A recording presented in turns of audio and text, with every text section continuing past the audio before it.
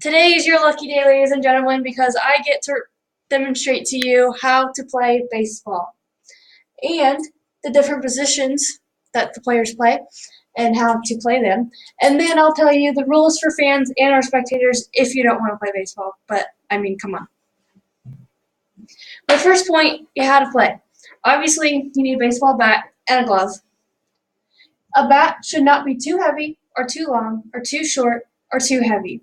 A bat should A bat depends on the person's height and strength. Then, how to catch a baseball. You must be able to catch the ball in the glove, not the pocket. On the web, not the pocket. If in this picture, you can see Ryan. He's bending over and trying to catch a ground ball. In the second picture, you can see Ethan is getting under the ball so he's able to catch it. And once you catch a ball, you should be able to catch it with two hands.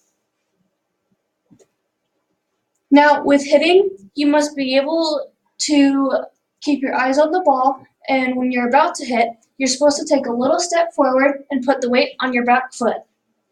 Then, like I said, you should be able to keep the eyes on the ball at all times to be able to hit it. And then once you're done with the ball, or once you are finished, you should be able to follow through with your arms fully extended. And this is right here, this is the video that I will show you in a batting practice taken by one of the coaches at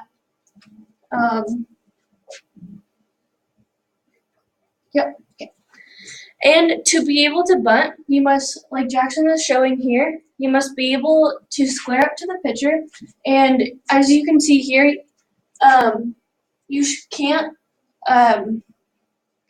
be able to catch the ball with the bat and not try to get a pop-up. As you can see here, the baseball is right here on the ground and not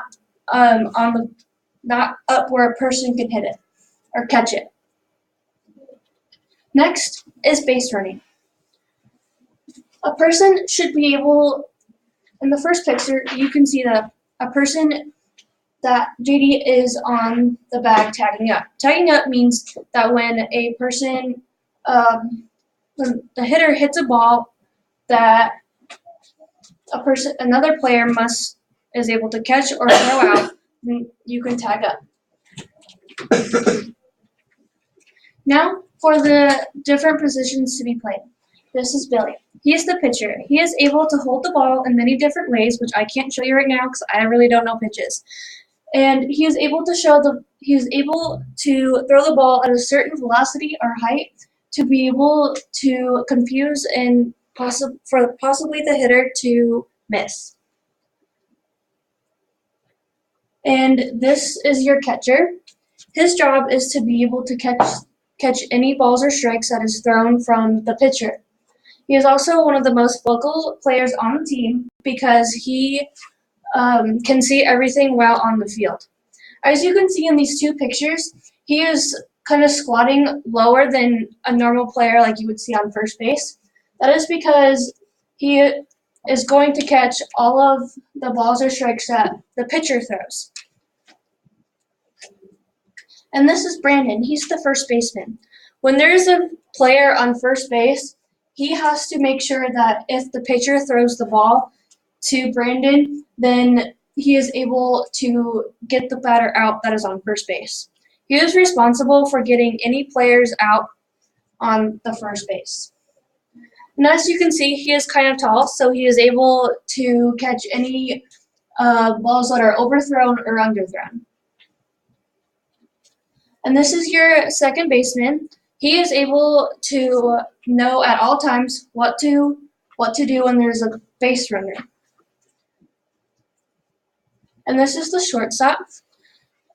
He has to have one of the strongest arms on the team because he's throwing the longest or one of the longest, and he must be kind of like not afraid because most of the grounders or pop-ups will be thrown to him.